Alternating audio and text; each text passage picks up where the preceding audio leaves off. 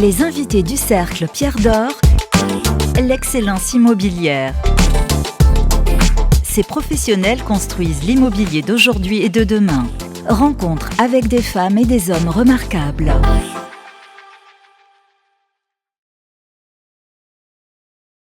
Le Cercle Pierre d'Or a le plaisir de recevoir aujourd'hui Camille Jiquel. Bonjour Camille. Bonjour Eric. Vous êtes adjointe au maire d'Argenteuil, déléguée à l'urbanisme, aux aménagements et aux projets urbains.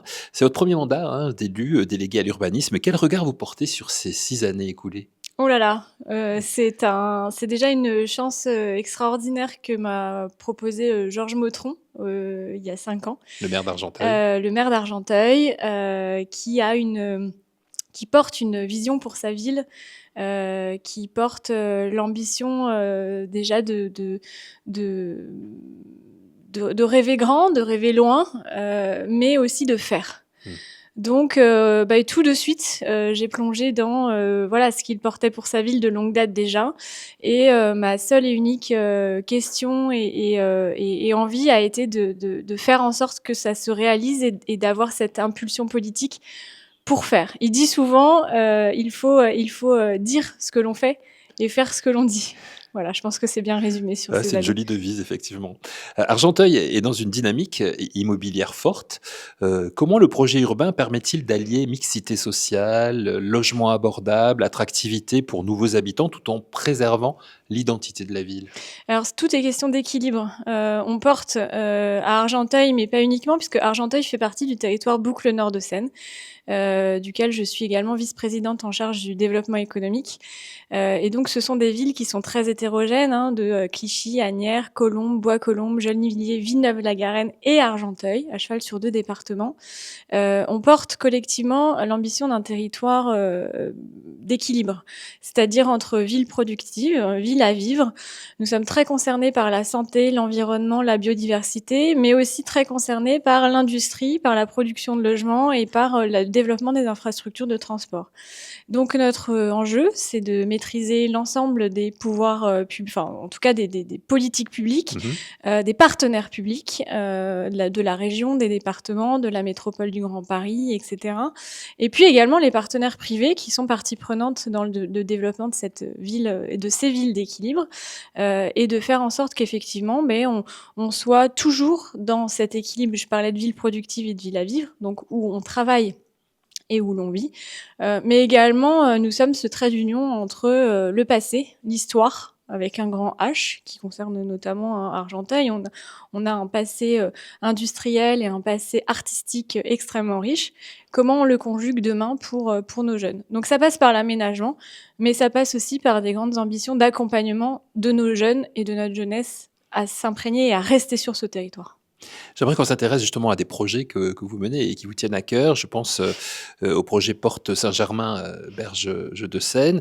Est-ce qu'on peut faire un bilan de la phase 1 de ce projet ? Quels ont été les principaux résultats obtenus en matière d'habitat, d'espace public, d'attractivité et les enseignements que vous en avez tirés ? Alors j'évoquais justement le fait d'avoir de donner envie de rester et de s'implanter, de s'imprégner du territoire et de rester sur ce territoire. Donner envie de rester, de venir s'installer à Argenteuil et de rester à Argenteuil aussi, ça passe par offrir des formations, offrir des emplois, des loisirs, des logements. La possibilité de se loger est extrêmement importante pour un territoire. Et donc sur la phase 1 du secteur Porte Saint-Germain, Berge de Seine, qui est un projet, je le rappelle, de longue date. Ça fait des années que l'on en parle, qu'il y a eu effectivement des avancées, il y a eu des choses qui n'ont pas forcément avancé aussi vite que les habitants et que les politiques aussi l'auraient espéré. Mais ces dernières années, c'est vrai qu'on a vu quasiment l'ensemble des friches économiques reprendre des couleurs, avec l'installation du siège social de Yamaha Motors France et Europe, la future installation de Potel et Chabot, l'ouverture au marché frais qui a ouvert là une grande surface commerciale de qualité avec la possibilité de 1000 stationnements, ce qui est important aussi. La question de la voiture est importante sur un territoire. Et puis là, on va voir les premiers permis de construire de logements être déposés avec des architectes et des partenaires de renom.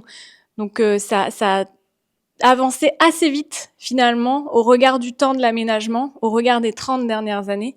En l'espace de 4 ans, puisqu'on enlève grosso modo quand même une année post-Covid qui était pas facile à gérer, mais ça a avancé très très rapidement.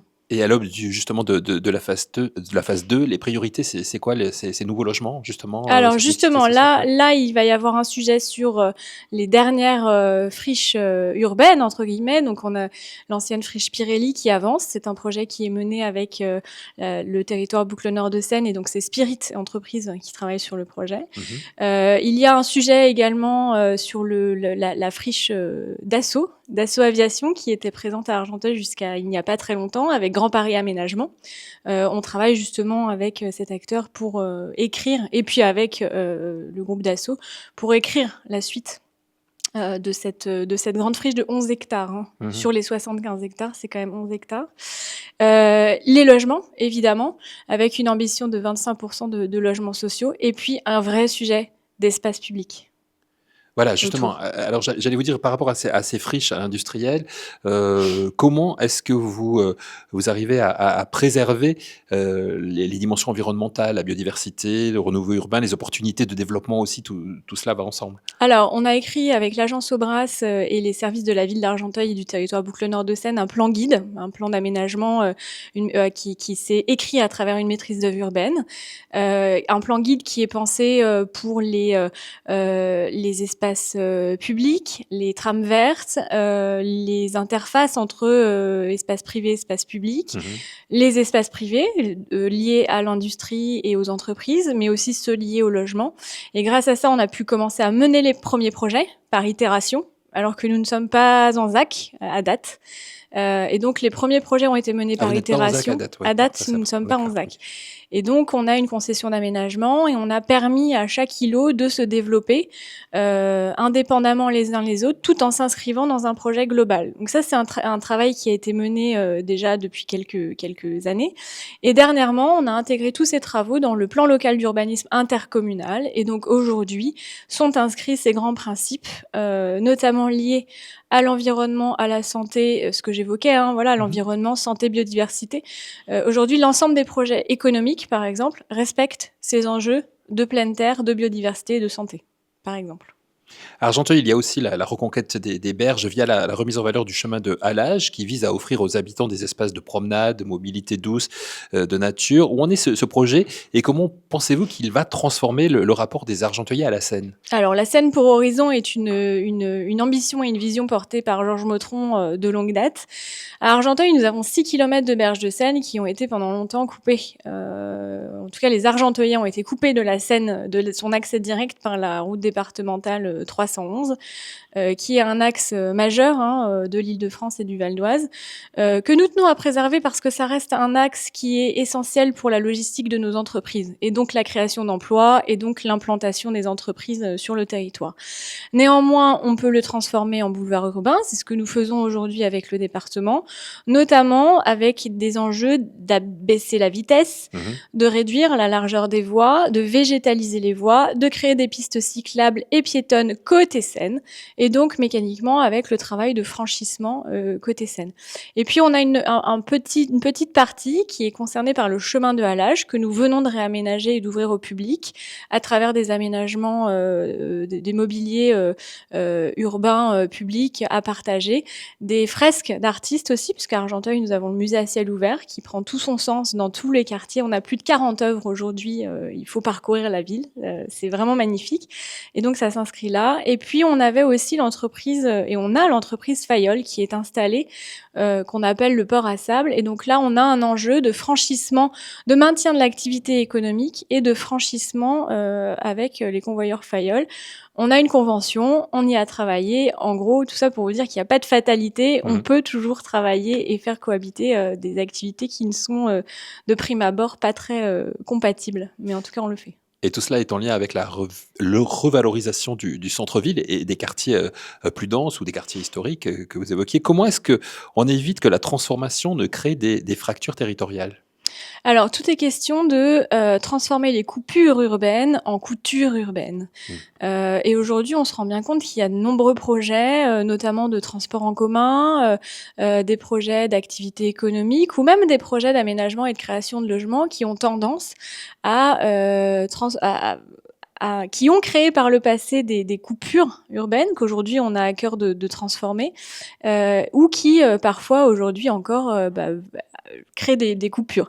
Et donc ces coutures, on les fait nous à Argenteuil de manière assez simple et pragmatique, c'est-à-dire qu'à un moment donné il faut revenir au bon sens paysan. Donc c'est créer des nouvelles venelles, de nouvelles vues. C'est aussi travailler sur l'aménagement d'une ville et de villes d'ailleurs, les villes de seconde couronne qui ont été longtemps pensées pour et par la voiture. Et là, effectivement, quand on rend un trajet beaucoup plus agréable par l'aménagement, par l'aspect paysager, par le séquençage du chemin, au final, on a l'impression qu'il est très long parce qu'il n'est pas aménagé. Et quand il est aménagé, il devient plus court parce que plus agréable, parce que les enfants s'y sentent à l'aise. Et si les enfants s'y sentent à l'aise, par exemple, c'est toute la population qui s'y sent à l'aise.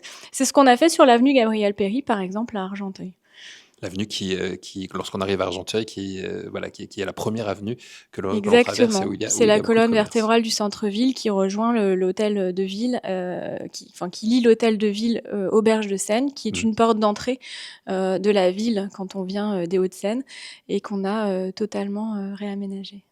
Alors tout cela va dans le sens de ce que vous appelez équilibre entre ville à vivre et ville productive. Qu'est-ce que cela signifie concrètement pour Argenteuil ? Ça signifie de sanctuariser déjà les espaces d'activité économique et industrielle, et que, je le disais, rien n'est une fatalité et qu'aujourd'hui, l'industrie que l'on connaît aujourd'hui n'est pas l'industrie sale et polluante pour tout ou partie que l'on connaissait au début du siècle dernier. Ouais. Donc l'industrie peut tout à fait cohabiter avec des espaces à vivre ou des espaces de loisirs. Encore faut-il lui donner sa chance. Et c'est extrêmement important dans une logique de réindustrialisation et de souveraineté économique française que de réimplanter ou de maintenir ces emplois sur nos territoires. Et par ailleurs, pour plus de la moitié des entreprises, l'inquiétude majeure, c'est le temps de trajet des salariés et est-ce que les salariés vont pouvoir trouver un logement abordable et qui convient à toutes leurs étapes de vie à proximité de l'entreprise. Quand une entreprise recrute, quand un chef d'entreprise recrute, c'est potentiellement des jeunes diplômés, des jeunes travailleurs qui ont une formation XY, etc., qui vont s'installer sur le territoire parce qu'ils vont avoir un emploi, y trouver un emploi, y fonder une famille, installer leur famille, etc., etc. Et donc ça, il faut pouvoir le projeter. Donc permettre aux gens, aux citoyens dont nous faisons partie avant d'être élus, de se projeter, et aux chefs d'entreprise aussi de pouvoir être rassurés sur la possibilité d'avoir des salariés qui soient heureux sur leur territoire. Bien sûr. De plus en plus, les projets urbains sont remis vraiment en débat public, ce que vous faites à Argenteuil. Comment la municipalité associe les habitants, les associations, les usagers au projet, par exemple, Porte Saint-Germain, Berge de Seine? Comment vous intégrez leur retour dans la conception? Alors déjà, sur le quartier Porte Saint-Germain, Berge de Seine, nous avons une maison de projet qui permet de présenter le projet urbain dans son ensemble de manière très pédagogique. Le meilleure pédagogie pour parler d'un projet urbain, ça reste une maquette. Nous, on a travaillé sur une maquette évolutive avec laquelle on peut jouer. Et c'est vrai que quand on fait des réunions avec des habitants, des rendez-vous avec des habitants, des rendez-vous avec le collectif habitant, des réunions publiques, etc., ce qui est assez intéressant, c'est de pouvoir trouver là où on vit, de retrouver les grands éléments du quartier pour se situer dans l'espace, parce qu'on se rend compte que c'est pas toujours simple de se situer dans l'espace. Et ensuite voir comment cet espace va évoluer. On propose aussi des jeux pour les enfants, pour pouvoir, les plus ou moins grands d'ailleurs, pour pouvoir expliquer comment se ficelle un projet urbain, comment ça se développe, quelles sont les grandes étapes, quels sont les grands enjeux, notamment économiques, parce que c'est un vrai sujet. Aujourd'hui, la mobilisation foncière des parcelles pour pouvoir faire évoluer le centre urbain, c'est un vrai sujet et il faut être assez transparent et pédagogue sur ces enjeux-là. Et puis, on fait également énormément de balades urbaines, de réunions publiques où on expose les grandes étapes, donc c'est assez régulier, où on répond aux questions, etc. Et puis, il y a aussi un sujet d'accompagnement par l'usage. Donc, sur le projet Porte Saint-Germain, par exemple, c'est une friche qu'on a animée grâce à des actions d'urbanisme transitoire qui permettent de proposer à des associations, de proposer des activités sportives, culturelles, éducatives, etc. sur le quartier.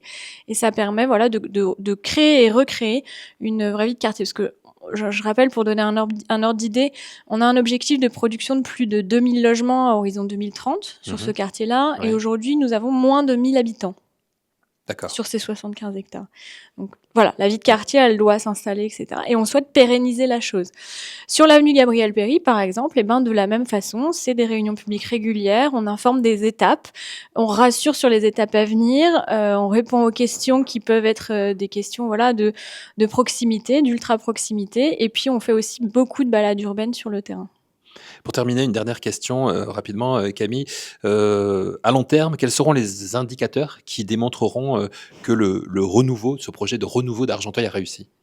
Alors, déjà, il y a des indicateurs visuels, c'est-à-dire que effectivement, quand on voit, je le dis souvent, quasiment l'ensemble des friches urbaines aujourd'hui ont repris des couleurs ou sont en train de reprendre des couleurs. C'est-à-dire que les projets sont à des niveaux de maturité différents, donc ça ne se voit pas encore, mais effectivement, quand tout se verra, voilà, là, ce sera vraiment autre chose. Il y a des grands projets urbains au niveau de la gare d'Argenteuil. D'ailleurs, Argenteuil, je rappelle, gare du centre-ville, c'est à 10 minutes de Saint-Lazare en train. C'est extrêmement rapide et de là, on peut visiter la maison Claude Monet, on peut aller sur l'avenue Gabriel Péri, boire un verre au Piccolo, ou aller sur la butte d'Orgemont où on a vraiment un des plus beaux panoramas sur l'île de France. Donc, voilà, il y a l'aspect où ça se voit et ce renouveau finalement, ce qui se voit entraîne d'autres projets, etc. et remet la locomotive en marche.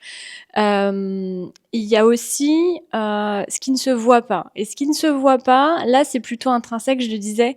Voilà, le jeune Argenteuillet qui trouve un job à Argenteuil et qui se projette à Argenteuil avec sa famille, avec ses amis, qui trouve un terreau. Et là, on travaille énormément sur des statistiques et des chiffres. Et on a une étude globale de l'habitat qui permet aujourd'hui de nous travailler sur un vrai parcours résidentiel à Argenteuil. C'est vraiment spécifique et on a une bonne connaissance de l'ensemble des quartiers et ça permet, voilà, d'avoir aujourd'hui, nous, en termes de projet, une vision assez précise de ce dont on a besoin pour différentes étapes de vie. Et c'est vrai que quand on a des habitants qui disent, voilà, moi j'ai choisi Argenteuil, je suis installée à Argenteuil, mes enfants vont grandir à Argenteuil et je passe du bon temps à Argenteuil, ça c'est l'indicateur qui se voit moins mais qui fait toujours plaisir pour une ville. De jolies conclusions. Merci beaucoup. Camille Merci. Jiquel, merci d'avoir accepté notre invitation. Vous retrouvez d'ailleurs tous les épisodes du Cercle Pierre d'Or reçoit sur le site Imo Week et sur la chaîne YouTube de Imo Week. Un grand merci à vous. Merci.